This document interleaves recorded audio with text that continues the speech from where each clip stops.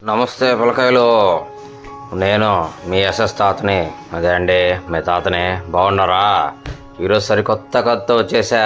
By the way happy Rakshabandhan. అదుగుదుగో మా బుల్లోడు బుజ్జిది రాఖీ పండుగ జరుపుకుంటున్నారు. అసలు రక్షాబంధన్ రాఖీగా పిలువబడి ఈ పండుగ సోదరి సోదరులలో అత్యంత పవిత్రంగా వారి బంధం పటిష్టంగా ఉండాలని జరుపుకుంటారు. నాకు నువ్వు రక్ష, నీకు నేను రక్ష అన్న సంకేతాన్ని చాటి చెప్పే రాఖీ పండుగ ప్రతి ఏడాది శ్రావణ పౌర్ణమి నాడు ఘనంగా జరుపుకుంటారు. రాఖీ పౌర్ణమి చరిత్ర, నేపథ్యం, విశిష్టత తెలుసా? సోదరమణులు ఒకరికొకరు అండగా ఉండామని భరోసా ఇచ్చే పండుగ అయిన రాఖీ పండుగ ఈ సంవత్సరం ఆగస్టు 19, అదే 2024 ఆగస్టు 19వ తేదీ వచ్చిందిగా. ఈ రాఖీ పండుగ కథలు ఇలా ఇంతటి విశిష్టమైన రాఖీ పండుగను జరుపుకోవడం వెనుక ఎన్నో పురాణ కథలు, చరిత్ర నేపథ్యం ఉంది.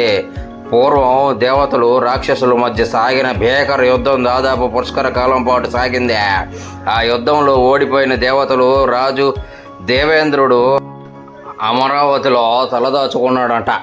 భర్త నిస్సహాయతను చూసిన ఇంద్రాణి రాక్షసులను ఓడించడానికి తరుణోపాయం ఆలోచిస్తుంది. భర్త దేవేంద్రుని యుద్ధం చేయాలనే ఉత్సాహాన్ని కల్పించాలని సంకల్పిస్తుంది. దేవేంద్రుడికి రాఖీ కట్టడంతో మొదలైన సాంప్రదాయం. అయితే సరిగ్గా ఆ రోజే శ్రావణ పౌర్ణమి కావడంతో పార్వతీ పరమేశ్వరులను, లక్ష్మీనారాయణులను పూజించి ఇంద్రుడిని రక్షణ దేవేంద్రుడి చేతి కడుతుంది. ఇంకా దేవతలందరూ కూడా ఆ రక్షలను ఇంద్రుని చేతికి కట్టి యుద్ధానికి పంపిస్తారు. అలా ఇంద్రుడు యుద్ధంలో గెలిచి తిరిగి త్రిలోకాధిపతి సాధిస్తాడు. ఆ విధంగా రక్షాబంధనం మొదలు కాగా అప్పటి నుంచి ఇప్పటి వరకు రాఖీ పండుగ ప్రతి ఒక్కరూ జరుపుకునే పండుగ అయింది.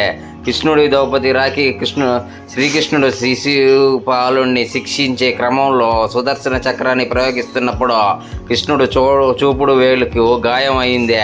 అది గమనించిన ద్రౌపది తన పట్టు చీరను కొంగును చించి కృష్ణుడి చేతికి కట్టిందంట.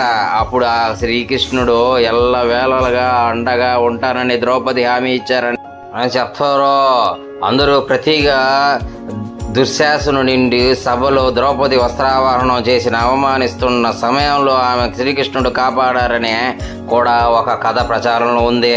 బలిచక్రవర్తి కథ. ఇంకా బలిచక్రవర్తి శ్రీ విష్ణువును పాతాళంలోకానికి తీసుకువెళ్ళిన సమయంలో ఆయనను తిరిగి తీసుకురావడం కోసం లక్ష్మీదేవి బలిచక్రవర్తి రాఖీ కట్టి ఒక సోదరునిగా తనకు రక్షణ కల్పించాలని కోరినట్టు చెప్తారు.